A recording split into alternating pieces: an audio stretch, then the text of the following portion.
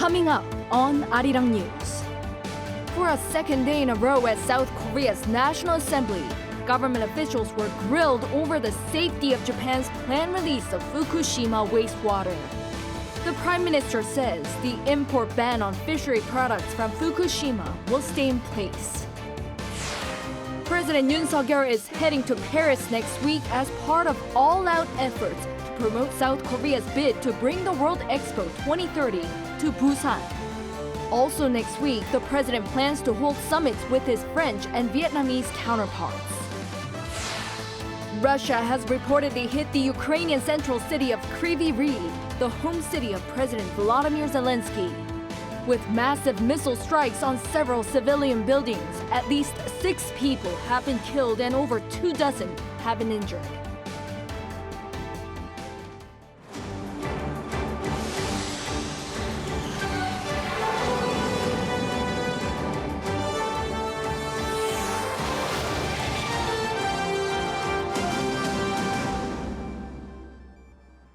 Good evening, it's 9 p.m. here in Seoul. Thank you for joining us on Arirang News. On the second day of the Q&A session at South Korea's National Assembly, once again discussions were focused on Japan's plans to soon start discharging wastewater into the sea. Prime Minister Han Duck-soo says that the import ban on fishery products from Fukushima will stay in place until the Korean people can rest assured they're safe to consume it. Our National Assembly correspondent Han Sung-woo leads us off. Day 2. Once again hanging over the National Assembly's questioning of top officials from the Yoon administration was Japan's plans to start releasing radioactive wastewater from Fukushima into the Pacific Ocean this summer. In fact, just a few minutes into the session on Tuesday, the ruling People Power Party's Yoon brought up the elephant in the room. Any changes made to the import ban on fishery products from Fukushima? To which Prime Minister Han Duck-soo answered with a definitive no. No changes have been made and there won't be any moving forward either. Despite his answer, the main opposition Democratic Party of Korea did not shy away from pressing on the issue of whether the water itself from the region, once treated, is truly safe to drink and thus harmless to marine life and the environment. This wastewater from Fukushima, is it really clean? Can it be consumed? We're all familiar with the purification plans and standards, aren't we? If everything meets those standards, I will drink it myself. Also covered during Tuesday's interpellation session was this year's lack of tax revenue, which Finance Minister Chu Kyung-ho told legislators should not be secured through extra tax law revisions, saying now is not the time, considering the shaky economy. Han Sung-woo, Arirang News. The Korean president will be on a diplomatic mission of sorts next week during his time in France and then in Vietnam, holding summits with his counterparts for broader economic cooperation. Our Oh So-young tells us what to expect. Embarking on a 6-day trip beginning next Monday, President Yoon will set out to strengthen economic security cooperation with France and Vietnam. According to Yoon's office, the South Korean leader will hold a summit with President Emmanuel Macron next Tuesday during his trip to Paris to attend a presentation as part of the 2030 World Expo bidding process. Based on their shared universal values of freedom, human rights and rule of law, the two presidents will share their respective plans to collaborate and engage with the Indo-Pacific region, particularly with Seoul elected as a non-permanent member of the United Nations Security Council. Yoon and Macron will discuss global security issues, presumably North Korea's nuclear threat and Russia's invasion of Ukraine. They will also talk business, with their bilateral trade volume having reached $13 billion last year. While focusing on securing jobs for future generations and economic growth engines, the leaders will discuss ways to expand investment and deepen cooperation in the fields of economy, security, AI, space, high-tech, and future industries. Yoon will take part in 3 business-related events: a dialogue with young people at the world's largest startup campus, Station F, an investment declaration ceremony, and a digital vision forum where he'll declare an initiative to establish new global digital norms. Next Thursday, Yoon begins his diplomatic schedule in Vietnam, his first official state trip to Southeast Asia since taking office. An official summit will take place on Friday with President Phu Van Thong, followed by separate meetings with the Vietnamese Prime Minister and National Assembly Chair before a state banquet. Accompanied by his biggest ever economic delegation of some 205 corporate leaders, including the chiefs of South Korea's biggest conglomerates, Samsung, SK, LG, Hyundai, Lotte and Hana Groups. Yoon will attend 4 key economic events, including a bilateral trade exposition, a luncheon and a forum for some 500 business people. Yoon will also hold a dialogue on expanding research collaboration with young people in digital sectors.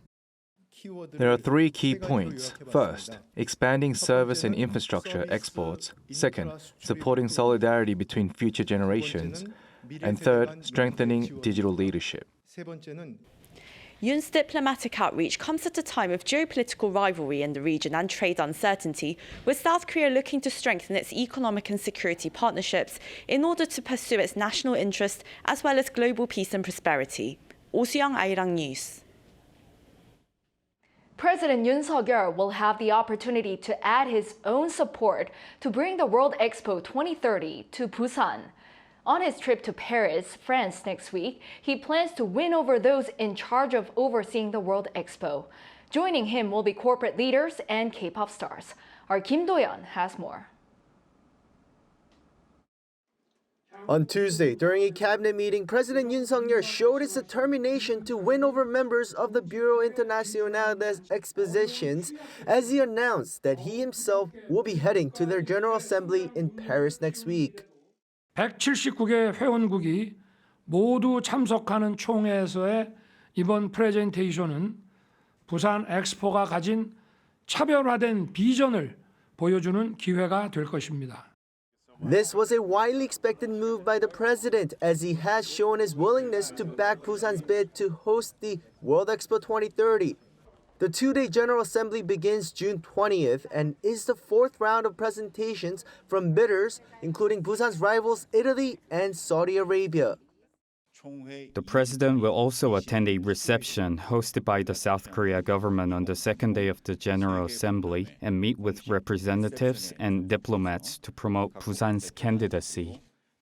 In Paris, there will be a cross-sector efforts from South Koreans alongside President Yoon to strengthen Busan's candidacy.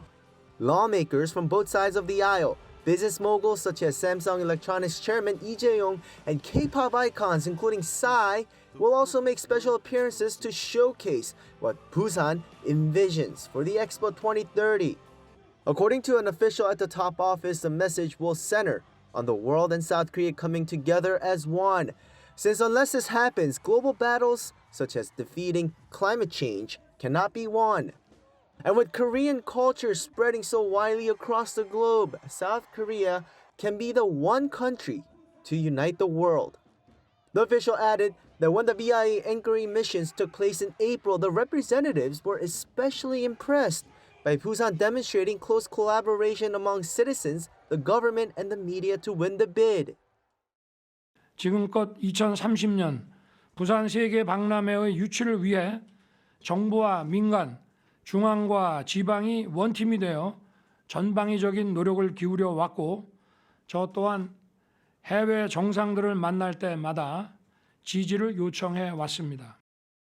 The final decision will come out when the member states vote in November this year. According to an official at the top office, of the 179 member states of the BIE, the majority are yet to announce who they will support in the vote. And that means everything is up for grabs. Kim Do-yeon, Arirang News. President Yoon has told the Foreign Minister of the United Arab Emirates, Abdullah bin Zayed Al Nahyan, that he wants to strengthen bilateral collaboration in sectors such as nuclear power plants, national defense, and the defense industry. According to the presidential office spokesperson Lee Do-eun, this was said on Tuesday at a meeting discussing political affairs and the economy with Foreign Minister Abdullah bin Zayed, who is on a visit to South Korea. President Yoon also said that the two countries have developed close economic relations recently and that the UAE's pledges to invest $30 billion in South Korea have strengthened their economic collaboration. The diplomatic spat continues between Seoul and Beijing, sparked by the Chinese ambassador in Seoul earlier. Now, watchers wonder where would this leave the Korea-China relationship. For more, here's our senior foreign affairs correspondent, Bae-eun-ji. The presidential office says that it's waiting for China to take appropriate measures in response to remarks made by the Chinese ambassador to South Korea, Shin Hae-min, who last week said that it would be wrong for Seoul to bet on Beijing's defeat, apparently criticizing Seoul's foreign policy leaning towards the U.S. A senior official from the top office said in a press briefing on Tuesday afternoon that South Korea has been saying it will form a healthy relationship with China, based on mutual respect and reciprocity. But the Chinese top envoy has made remarks that sound as if this policy is aimed at excluding a certain country. The official also added that a diplomat's role is to focus on boosting relations and abide by the Vienna Convention. Under Article 41 of the Vienna Convention, diplomats must respect the laws of the receiving state, and that it's also their duty not to interfere in the internal affairs of that state. President Yoon also reportedly told officials that the Chinese ambassador's recent move was diplomatically inappropriate. During a closed-door cabinet meeting, he also said that the South Korean public is displeased. The White House also weighed in, saying that South Korea is a sovereign, independent nation that has the right to make foreign policy decisions that it deems appropriate. The U.S. National Security Council spokesperson John Kirby said it appears as if there was some sort of pressure tactic being used. Experts say that South Korea needs to take strong action, but at the same time, it should not turn its back on China. We have to protest and take strong measures against Shin's diplomatic rude remarks. But separately, we also need to work under the table so that relations with China do not get worse. Either by sending a special envoy or through other channels, we should not let relations with China go downhill.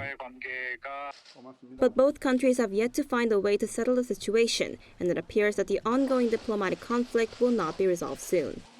Bae-eun-ji, Arirang News.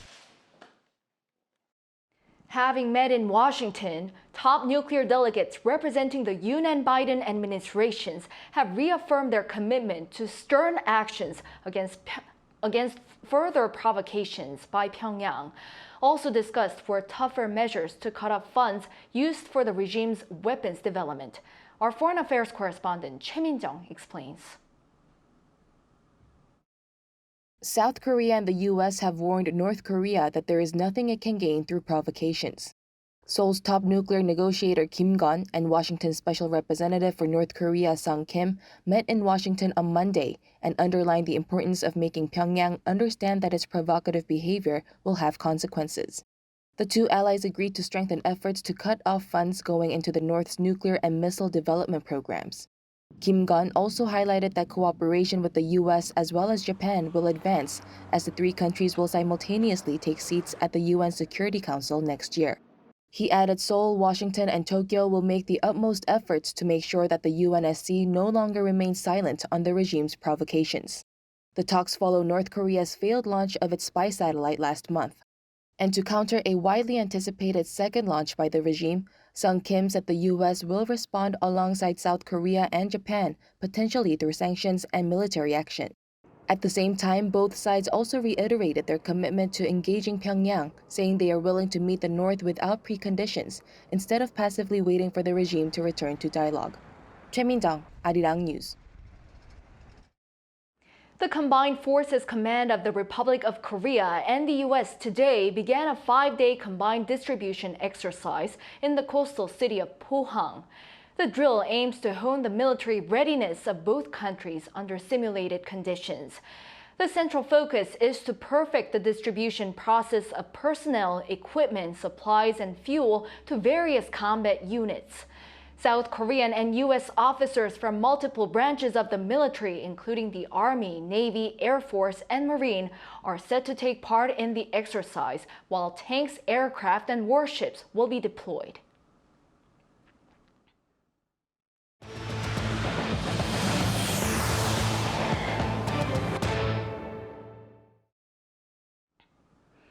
South Korean companies last year recorded the highest debt ratio in 8 years.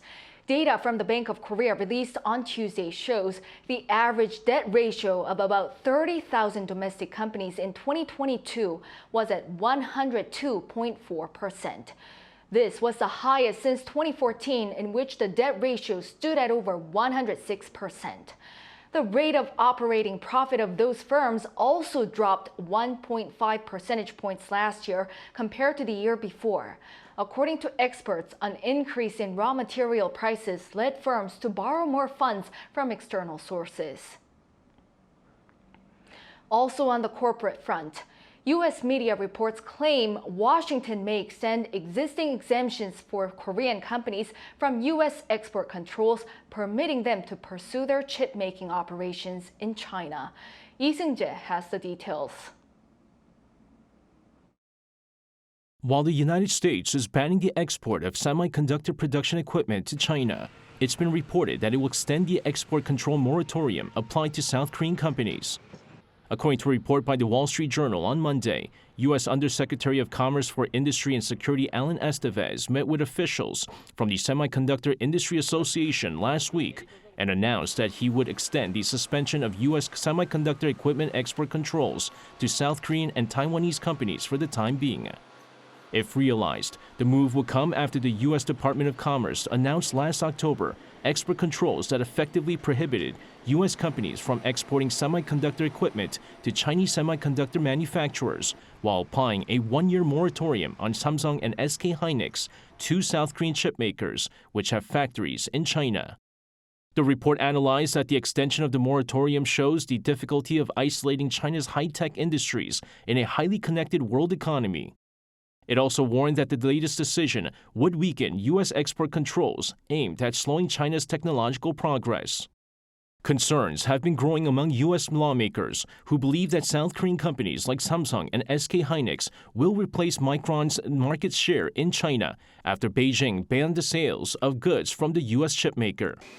And with this, the Wall Street Journal reports the U.S. government is seeking to prepare separate standards for Korean companies producing semiconductors in China. Lee Seung-jae, Arirang News. The South Korean chip industry has shown positive feedback in response to the extension of an export restriction waiver by the United States. With the Biden administration planning to extend its current waiver in place for Samsung Electronics and SK Hynix, industry insiders have reportedly welcomed the easing of uncertainties. While the time frame for the waiver, originally due to expire this October, has not yet been released, the insider said they viewed this as the first step in a positive direction for the South Korean chip makers. They also commented on the necessity of continued upgrades for production equipment at plants in China producing advanced memory semiconductors. The fourth round of minimum wage talks was held today, where representatives from management and labor discussed differentiating base pay according to business category. This has been one of the major issues since the minimum wage system was established in South Korea in 1988. One official from the Korea Enterprise Federation urged that Korea should differ minimum wages based on sectors to ease the burden on small business owners, adding that 19 OECD countries currently apply this policy. However, labor representatives claim that such a system could worsen poverty for both workers and business owners, as they say dividing sectors was unrealistic due to a lack of data and could also result in social stigma due to their designation. The fifth round of talks is scheduled for Thursday. Meanwhile, over in Ukraine, Russian missiles on Tuesday local time struck the central city of Kryvyi Rih, the home city of President Volodymyr Zelensky. The city's mayor Alexander Vilko shared on social media that due to the attack on civilian buildings, at least 6 have died and 25 more are injured, while the rescue efforts continue. According to regional officials, the attack involved cruise missiles hitting a 5-story residential building. Meanwhile, Ukraine's armed forces said Tuesday that its air defenses shot down 10 of 14 cruise missiles fired by Russia overnight. With concerns growing that artificial intelligence can become uncontrollable, the United Nations chief has called for the creation of an international AI watchdog body that would be similar to the IAEA. Jung Eun-ju tells us more. United Nations Secretary-General Antonio Guterres has backed a proposal by some artificial intelligence executives for the creation of an international AI watchdog body. The UN chief said at a news conference on Monday that he plans to appoint a scientific advisory board in a few days and an advisory board on artificial intelligence in September to regularly review AI governance arrangements and offer recommendations on how they can align with human rights, the rule of law, and the common good. He also said he would react favorably to a new UN agency on artificial intelligence and suggested the International Atomic Energy Agency as a model, which is knowledge-based and has some regulatory powers. Guterres said he plans to gather a lot of opinions on the just-released principles for the UN Code of Conduct for Information Integrity on Digital Platforms, which he will issue before next year's UN Summit of the Future. Alarm bells over the latest form of artificial intelligence, generative AI, are deafening. And they are loudest from the developers who designed it. We must take those warnings seriously. Generative AI technology that can create authoritative prose from text prompts has captivated the public since ChatGPT was launched 6 months ago. Concerns over AI, however, have been growing over its ability to create deepfake pictures and other misinformation. Guterres added a model based on IAEA could be very interesting, but noted that only member states can create it, not the Secretariat of the United Nations. The Vienna-based IAEA was created in 1957 and promotes the safe, secure, and peaceful use of nuclear technologies while watching for possible violations of the Non-Proliferation Treaty. It has 176 member states. Meanwhile, ChatGPT's creator OpenAI said last month that a body like the IAEA could inspect systems, test for compliance with safety standards, and place restrictions on degrees of deployment and levels of security. Jung Eun-ju, Arirang News. Back in Seoul, today, June 13th, marks the 10-year anniversary of K-pop superstars BTS. In celebration, major landmarks across Seoul are being lit up in purple, the group's color. Starting yesterday, Seoul Island, Namsan Tower, Seoul City Hall, and Dongdaemun Design Plaza are among the places in purple. Also starting this evening, Seoul Island and the Sejong Center will feature BTS-themed digital artwork on their outer walls every day except Mondays. Both events will continue until Sunday, June 25th.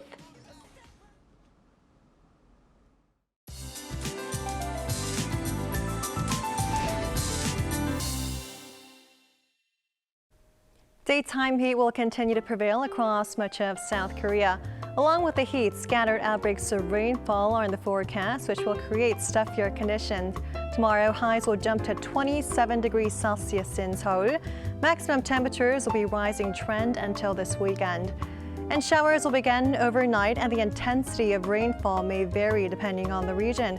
Overall, inland regions will see occasional showers of 5 to 60 millimeters. For regions where rain clouds will be heavily clustered, local downpours of 30 millimeters per hour are possible. Please take extra precautions beforehand. Along with spotty showers, violent winds are in the forecast. Gusty winds of up to 20 meters per second will be seen. Keep in mind that the combination of rain and gusty winds will create dangerous driving conditions. For tomorrow, Seoul and Daegu will be starting off at 18 degrees. As for the daily highs, Seoul and Chuncheon will get up to 27, Gwangju 28, Busan and Jeju will be topping out at 26 degrees. Southern parts of the country will see showers until Thursday. That's all for now, and here are the weather conditions around the world.